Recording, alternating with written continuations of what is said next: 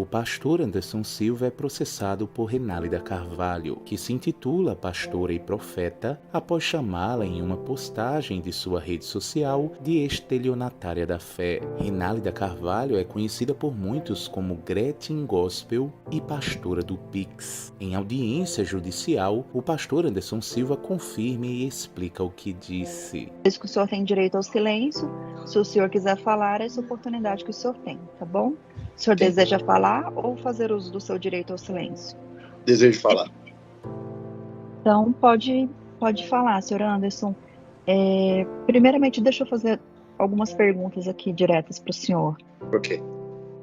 Esses perfis do Instagram, Anderson Silva, _org3 e Anderson Silva, _org4, são do senhor? São, mas não existem mais nesse formato, né? Foi mudado. Acredito que esse org3 está pastor Anderson Silva org. Entendi. E o senhor fez alguma menção à senhora Renálida como estelionatária espiritual nessas redes sociais? Sim. Sim? O senhor gostaria de explicar mais alguma coisa? Pode ficar à vontade. Ok. Inicialmente, acredito que o objeto a ser tratado aqui é o objeto teológico. E quando eu me posicionei, e me posiciono sempre como pastor nas redes sociais, intencionalmente eu fiz uso de um tipo penal inexistente, né? O estelionato existe, mas o estelionato espiritual não. Então foi uma terminologia, por assim dizer, para que eu me referisse ao que a pastora Renálida representa, sem ofendê-la e sem, aspas, afetar o ordenamento jurídico do nosso país, né? Nem cometer um crime. A pastora Renálida, falando do objeto teológico, que assim, não é meu prazer, né, estar diante de Vossa Excelência para discutir o objeto teológico, porque acredito que é meu dever como pastor, assim como qualquer pastor ou padre, o dever de guardar sua doutrina, a verdade de sua doutrina.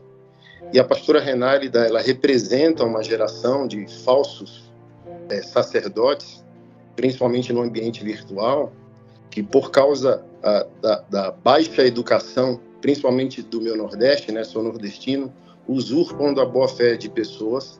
Excelência, faz um respeito, né, Excelência? Não, doutora, ele está exercendo o direito de defesa dele. Mas não está sendo defesa. Eu não posso cercear. Ah, tudo bem. Principalmente pelo baixo nível de educação do nosso povo nordestino, usam da fé, prometendo aquilo que o sagrado não prometeu, prometendo aquilo que Deus não prometeu, em benefício próprio. Não apenas eu, mas inúmeros pastores, se as excelências assim pesquisarem, né, doutor Pedro, ou a senhora também, vai perceber que eu não fui o único, e eu fui o mais ameno, porque a minha exposição, ela não feriu a dignidade humana de Renálida. Ela questiona uma suposta sacerdotisa espiritual. Então, toda a minha conduta não foi para ferir a individualidade, né, dela, como pessoa, como cidadã. É um pastor questionando outra pessoa que se diz pastor.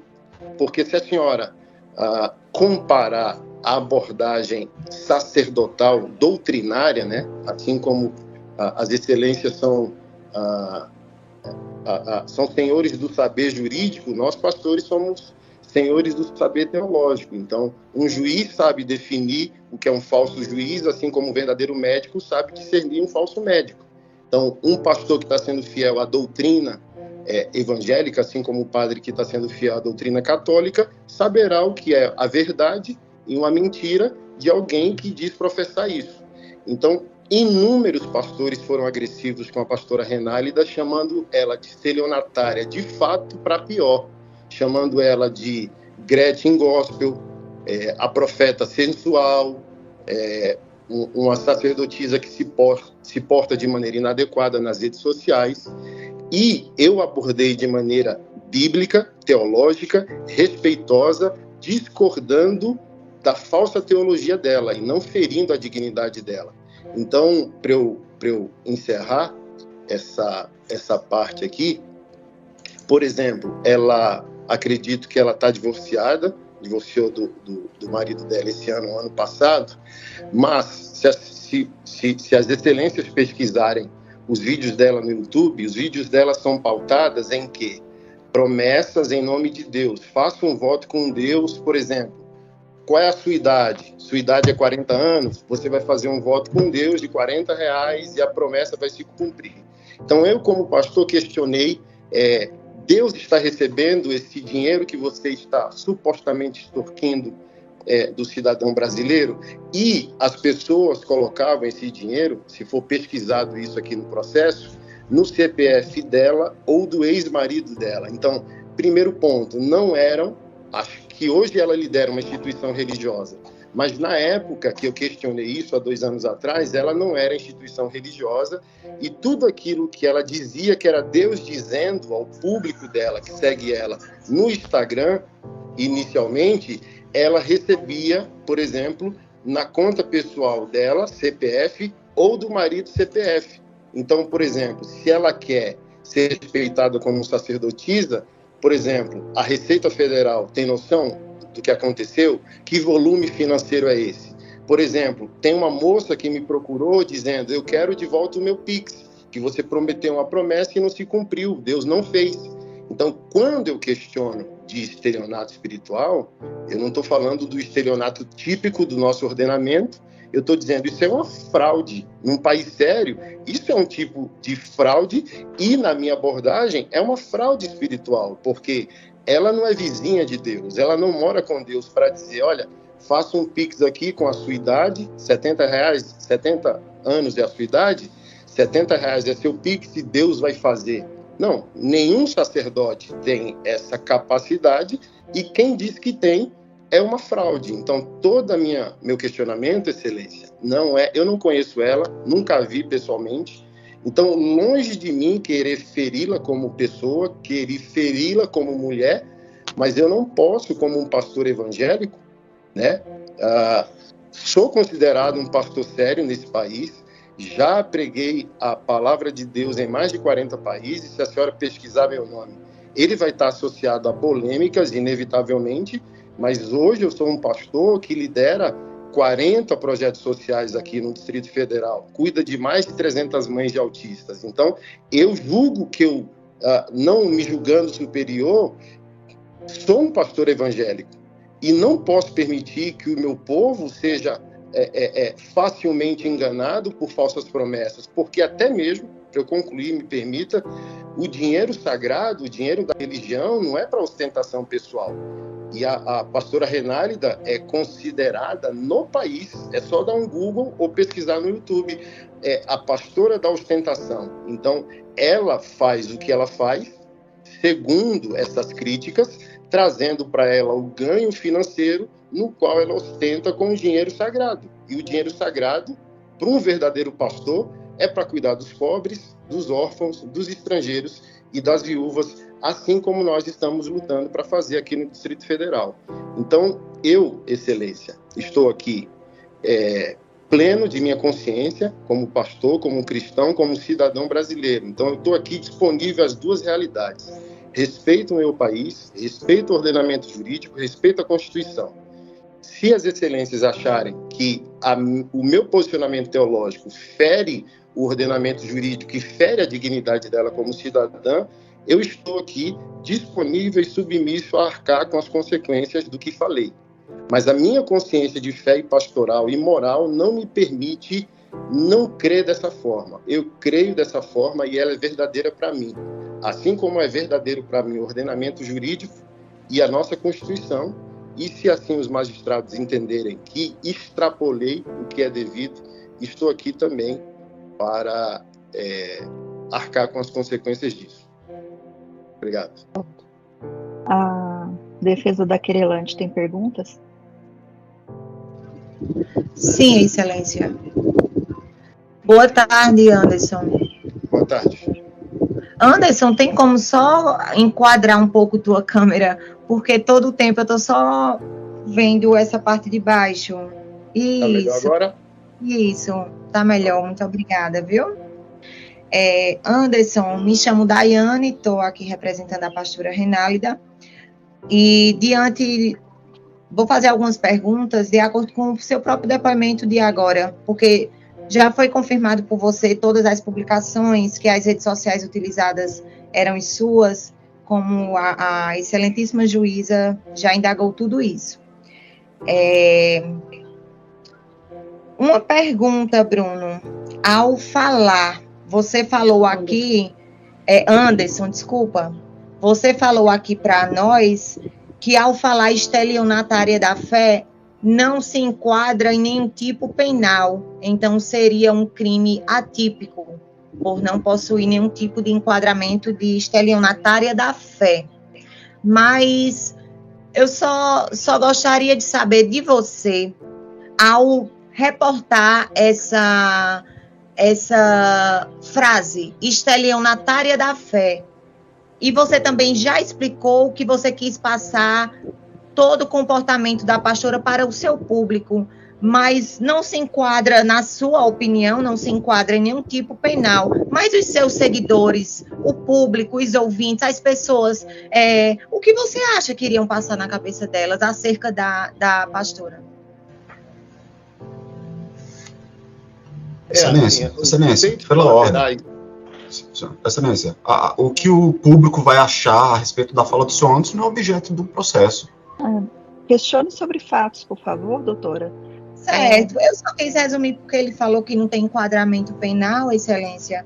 E ele já eu só qual era o objetivo dele também. Só retificando minha pergunta, eu vou perguntar para o senhor Anderson, não o que o público dele achava, mas o que você quis passar para as pessoas com isso. Toda a Bíblia ela é embasada no confronto dos profetas do Antigo Testamento, dos apóstolos do Novo Testamento e do Senhor Jesus Cristo. E todos eles confrontaram os vendilhões da fé. Tá narrado nos 4 evangelhos que Jesus virou a banca dos mercadores, aqueles que faziam negócio do sagrado. Então, quando eu quis cunhar o termo estelionato espiritual, como um leigo, né, não conhecedor de todo o saber jurídico, o meu sentimento era uma maneira de definir um enganador da fé.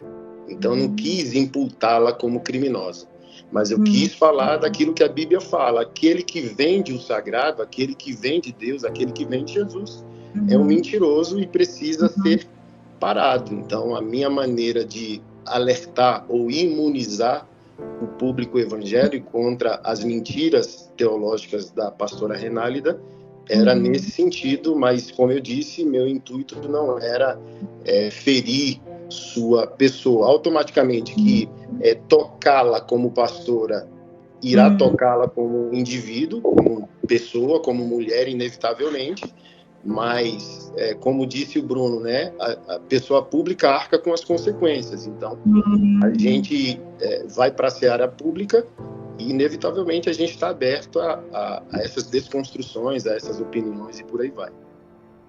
Então, pastor, senhor Anderson, então você falou que pessoas públicas arcam com as consequências. Então, você também falou que não, na sua opinião, por você não ter conhecimento de que usar o termo estelionatário sentimental seria crime. Então, quando você fala que como nós sabemos que toda ação tem uma reação e que a pessoa pública ela paga as consequências, você também, ao postar isso, você tinha conhecimento que você poderia pagar as consequências do que você estava fazendo? Inicialmente, direito de imagem, né? Mas, como eu falei, minha consciência de fé me traz aqui, eu estou submisso aos magistrados, e ao ordenamento jurídico. Se a lei diz que eu infringi, eu sou um homem de Deus para arcar com o que eu disse e arcar com as consequências disso. Então, eu não estou aqui para fugir de responsabilidades nenhuma das searas, nem da religiosa, por isso eu me portei como me portei, nem da legal. Estou aqui disponível aos magistrados e ao entendimento que eles terão sobre a questão. Senhor Anderson, você falou hoje no seu depoimento de que o que você falou não feriu a dignidade humana da pastora Renálida. E você também falou que não a conhecia, que não tinha nenhum tipo de proximidade. Você não teve conhecimento também que a pastora Renálida até hoje ela passa por tratamentos psicológicos devido ao que ocorreu no momento com o senhor. Você teve conhecimento? Como eu disse, né? Eu fui um dos pastores críticos dela, mais ameno e mais educado de todas as abordagens, porque ela é exposta e ridicularizada por tantos outros homens e mulheres que não tiveram a dignidade de respeitá-la. Então, obviamente, eu não sou o fundamento e o elemento de um possível adoecimento. Eu penso também nas consequências. Quantas pessoas enganadas foram pelos seus falsos ensinos e continuam adoecidas nas suas vidas, relacionamentos e falsas promessas. Então, os efeitos colaterais a gente não tem domínio, né? Então, por exemplo, essa moça que eu citei, ela me procurou, eu tenho esse conteúdo printado que ela queria o Pix dela de volta porque não teve as promessas por Deus atendida. Então, e essa pessoa? A senhora está falando da pastora Renálida. E as pessoas que foram enganadas por falsas promessas estão sofrendo. Pelo falso sagrado estão sofrendo. Então, é relativo, né? Porque a senhora está aqui para defendê-la e eu estou aqui para defender a igreja, eu estou aqui para defender o testemunho de Jesus e eu estou aqui para defender as pessoas que supostamente foram enganadas por uma falsa promessa. Senhor Anderson, mais uma pergunta. Com relação, o senhor sabe, tem conhecimento de que a pastora Renálida é uma pessoa pública? O senhor sabe dizer mais ou menos quantos seguidores a pastora tem hoje na rede social Instagram, mais especificamente? Hoje, assim, eu não tenho noção, eu nunca a segui, né? Mas na época desses fatos, acredito que 2 milhões de pessoas. E abrindo esse adendo, a senhora comentou da venda de um curso, por exemplo. Eu sou pastor e todo pastor é teólogo, né? E eu lidero um seminário virtual de teologia. Inclusive, amanhã tem a abertura de uma turma online. Então, eu não posso ser confrontado pela senhora nesse aspecto que fiz o que fiz para vender um curso, sendo que eu sou um professor de teologia e amanhã tem esse curso, por exemplo. Então, por exemplo, se isso foi verdade há 2 anos, a senhora não pode associar que amanhã esse curso vai estar funcionando porque a gente teve uma audiência hoje. Então, a gente precisa ser maduro e não emocional para não misturar as coisas. Certo.